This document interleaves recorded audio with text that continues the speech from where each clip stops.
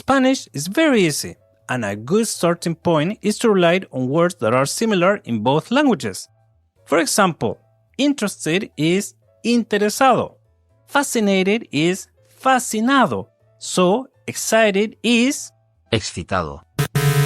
Well, that's not it. Excitado can actually get you slapped. More on that on this video. ¡Vamos! I was talking to my student about her upcoming trip, and she said, Estoy muy excitada por mi próximo viaje. If she only knew. As I speak English, I knew she meant excited.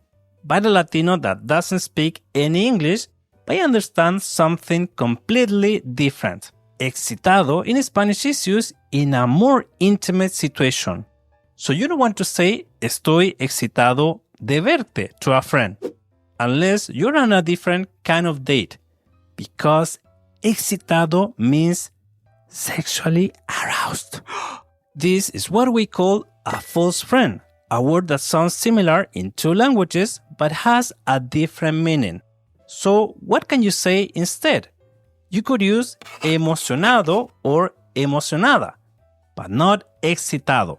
For example, I'm excited about my next trip. Estoy emocionado por mi próximo viaje. I'm excited to see you. Estoy emocionado de verte. Or estoy feliz de verte.